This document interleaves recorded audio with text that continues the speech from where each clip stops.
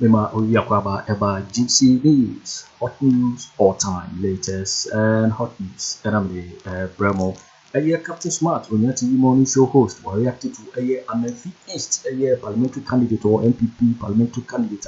Or share a year Galamsyers, or share the Kutupa, say a year soldier for an answer, a police form go on so not to say one and face so. And when I play a assembly, I would say or no 7-1 cancer. Now say the people and 7. Mr. Say, young subscriber, yeah, Mr. Say, over subscribe. Without be say, over click the subscribe button. Now, a barely notification. We have a video for phobia, we upload was so was ever. I thought we are now like video, give us a thumbs up. Nothing was share my offer for so now when you now won't hear. I feel you're a year and sending.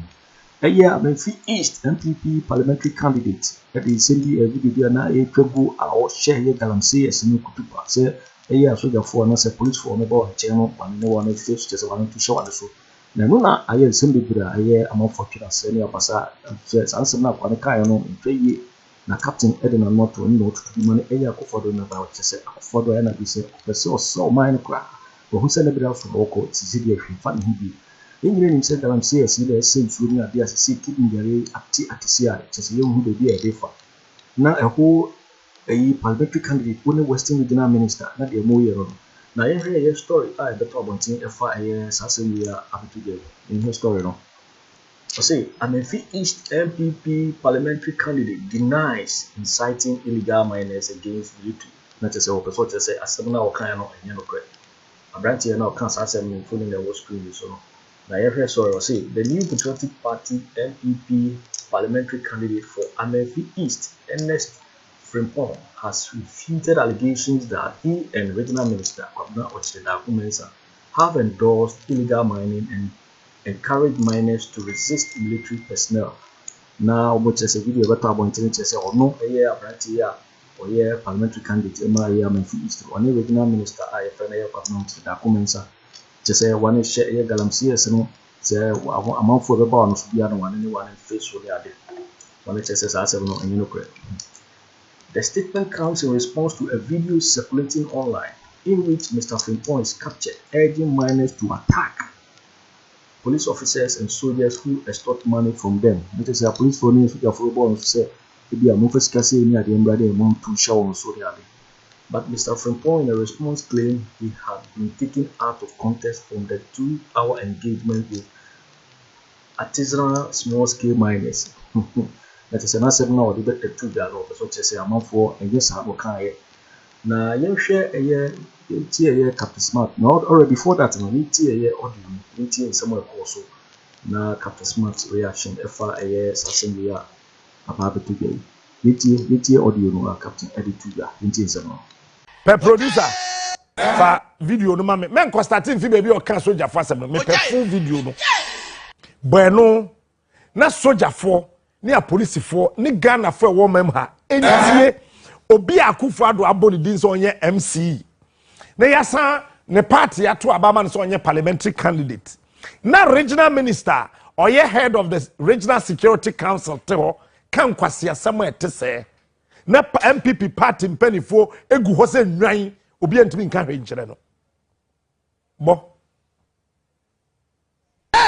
abaya di Sóldiers for na omutu mosusa e twani ni official omoni akwenya so yes it will be by side our akwenya so question inti awaba so ba patrol petrol na Sóldiers ni security services and my road business with it. It is a while for now 5 million, 3 million, 10 million, now the kind of person over to food that one of the man. Sadly, because the police for this year is going out around them at the office, actually cases are. Who are we among the local or who you have left and you see now you petrol. As I said, when the young high. So while for money, the wild person of the man on board the Mahama. But so the paper said, or you saw the indicating pay too much pay, but too control of my own game and track against or more than Oh, yes. So my petrol. Who are the Gyamfi? And I say, authority on the edge of my natural. Gyamfi himself. If you are all here, they are more mature. Also, here they are using. I said, when they say, we never got a four. And when I go beyond my soul, here you make you. I want to move on the wall. So, who is a serious picture? More than 2-3 months, as a serious picture. Meaning, only police for Kenya or Malaysia, you acquire a poor pen, and the police will do check, will be. But the open you are, what can I say? Or what did be out of a week of about 3, 4, 5. When you have Mama police, or when you want me, I went to your worker. When you have Mama Sujani, or when you want me, I went to your worker. And it also got a near also go to some. A perform action. I had to go there, we were not also easy.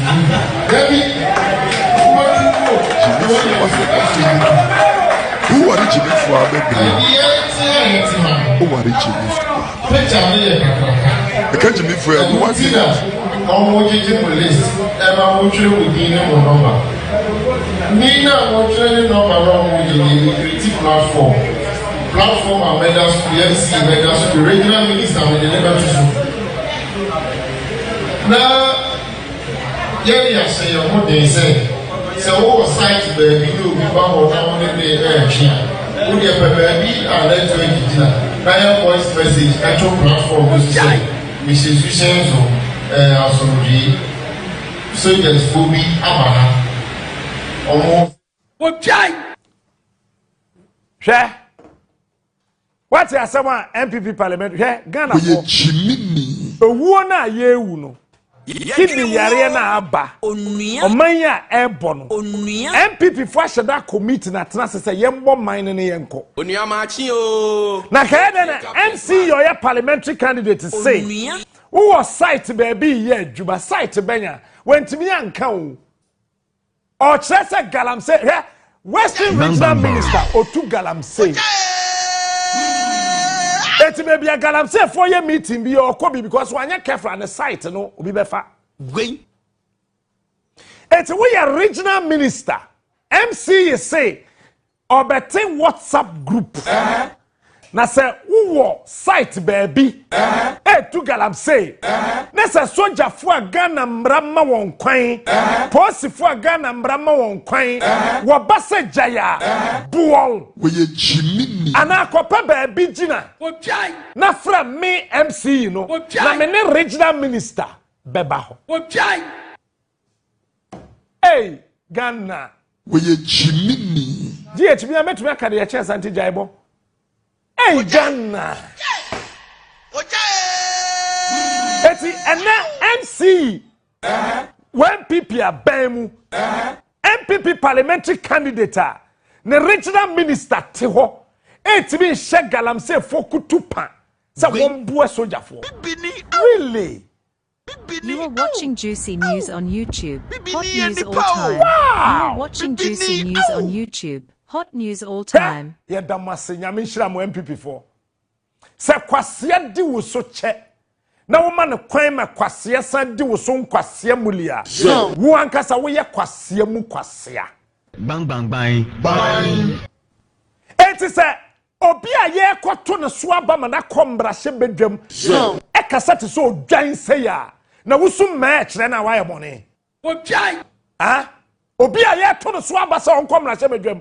O kasa te so odwan se ya. Wo so ma kire na wa ye bone ana. Odwan. Munya no mame. Wonim Akufo-Addo ntimi nya no hwe. Cause na ado wa pro. Sam Akufo-Addo no. Ontimi mbie na no biom nka da se me na ado da Akufo-Addo I am not corrupt. So ye bema no pay on kan 3 seconds pe obetwa hwe obewu. Fellow Ghanaians. Nana wa pro. Bawumia ontimi nya akwa we hwe because Bawumia wa pro. MPP National Chairman Stephen Tim wa pro. Justin Kodia General Secretary wa pro. Nana B National Youth Organizer wa pro. None of them. They are sick people. None of them, and I repeat, none of them can rebuke this member of parliament, this parliamentary candidate. None of them, none of them, none of them. I mean, none of them, none of these people in the New Patriotic Party can ever rebuke this useless voted for parliamentary candidate in that party. You know why? When you now are pro.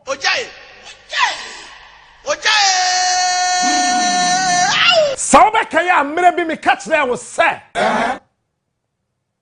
Fire service and immigration in car for no ye kum we.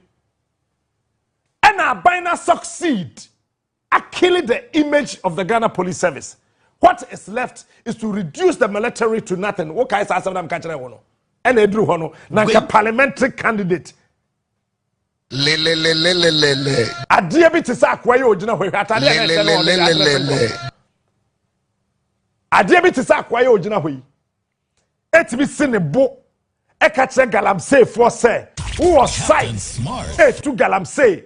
Na say sojani bahwa obawa bolibi. Hey, you got nerves. Kennedy Agyapong why? Huh? Kennedy Agyapong. Mami kill us someone pay. I don't know why you did. Announce your tracker. You are too quiet, Ken. Osionka so bekasa. Ken. Wo bekasa. Kwame. Wo bekasa. Piplo nyame. Wo do hwan nyame. Nyame be na do nko me nyame anasa Ghana nyame. Piplo nyame. Wo do nyame be ya. Mama show. Someone should take Kennedy Agyapong. This is the time. Listen to the king. So kasa. He is smart. He is unique. He is the best. Ha! Captain Smart. Hey, soldier for more Ghana. Morning shows. Where do you mean Listen to You are watching Juicy News on YouTube. Hot news all time. Bang bang bang. You are watching Juicy News on YouTube. We are Hot news all parliamentary time. candidate. Obi a wo kwambra she bedwaba ko shembra. Wo kan kwase asem se ya. Ebe. Enti me Ghana eni. He is smart. He is unique. He is the best. Really? Captain Smart is the king. Hey, look at the relaxation and the impunity with which he was spewing those stupid words from his useless body. Hey, you see, someone should educate this man to tell the timber-like structure in his mouth he called his tongue that Ghana does not belong to any political party. Now, regional minister, what you want Jubilee House? Sir, my catch was a Western regional minister. Awutu Galamsey. I want him to go to court. Awutu Galamsey. Eti diaba inanse se no mo ko position. Eti yen say ensase na yen ko position. The yen sika akọ hospital e wa Bruchiri. This is what they are doing.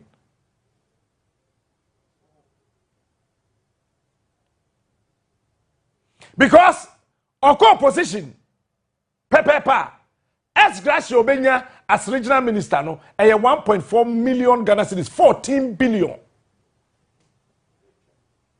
Enfant treasury bill, 1 year biano, Obenya saying. 12%. It is 12% of 14 billion.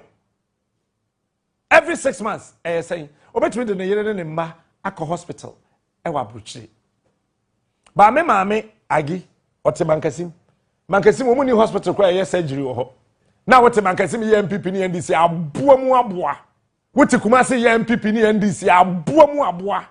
Ye Kenya nsasama mo se ya no ya be yam. Ya to man na twene ne ya yo man NDC MPP. And a former no man eko. Na nya asam na ye nka. Enye nkwan na adwoma no siri bia num bia. Nke funu we obenya adaka dem. Na ye he me se MPP mpanifo wo mu nyina ye pe kwesansa the same wo mu nyina pro from Akufo-Addo no ebesi hu ahwan mu nyina ma pro obi ene wo betimi aka asem ya kire papa we mo ka se yenim wo mo se Mahama boy ye nti obia no ono de saye wa bonten ba wo mo boy dem wo mu nti obia na regional minister mu ya what the captain na share jeans esre. You see, I say, the fish say you will to me. What the jeans are shake kaftan. Esre, na ye fe. Ghana for kono. Na ya putting galamsey for together. Adena Emma and Yare no. Emma Bainan Casa Bokanti or say dear. Dialysis obey free. Wabra machine dialysis or Kolebua break it down. Into free no meme yam. And ye bay. By a free woman, no him. Dialysis no by all me him. A hand ye free, acquaint them. One on my team. And he obi a yet your pa on fahun. And ra, Madame for Soldier Nibi sister. Echo hospital bi wo Kaswa, your friend mother and child hospital said. Abraham. Oba or Yari Wabeda hospital. What the drip AC the so nurse. What the drip na shabaya and one fine chef vein. Enti a drone SSF fa vein nimuno. A drone good body nim. And a woo chem sa we a nurse. O nimu din. Or says madam nurse and say. Then to know this aka madam no. It is a one sorry. And fa infusion stand then kuta. Amma me pa no nurse na chewa. O me tum fan she baby ye. Enra, me and my friend Dr. Patrick Kuma Abwaje, Director General of the Ghana Health Service, said, Boss, me who penny, akwalabi I'm friend no under you. I am sorry I have to disturb you. As late as 9:30, between 9:30 and 10 p.m., na me disturb Ghana Health Service Director General. Oh no, catch him, Kwayo. You are watching Juicy News on YouTube. Hot news all Mother time. and child. You are watching Juicy News on YouTube. Hot news all time. Wo na odi wo so be ye kwasea mu kwasea pesa mpe time na me frɛ no na watimi ehunu eno anadwo na nipa owo hospital drip no hye the skin nim na ewe no ne nsane hono me ma ne twa video ma me be ma producer sesi ama na bo woni de etia we kwaso akwa we eye parliamentary candidate or kan kwasea asem Obi antimi nya ne hwe eti nurse ote mother and child so obi antimi nya ne hwe obi atimi nya akukuduro akọ police station atwetuo soje ni ote kam ne nsaku testiam pay wa body tuo wa kuno yase afunu difo enti eno ano eti asamo esese kokota edi ba abosome miensa etimi di 13 years ne yadate ho na eye yemfe sei ne yebuman anke yebe kwa abruchiri hwe nyame ye wadom na wunya visa kotogu memma yen yebetenam yen yebetimi atena kroyim hwe Akufo-Addo ayete se mampam wabubu nua gu na sum bibie ni krom ha fa ne ho biom Ika se ntisi so na wo hwe no se wunya subscribe ya se over subscribe no like na wa share video no amma of froso enye bi na wa hwe wo so betimi atere wadin afa aye se wo na ho comment box in my next video. Thanks for watching. Like and share the video. You can also drop your comment. Please don't forget to subscribe. Click on the bell to turn on the notification.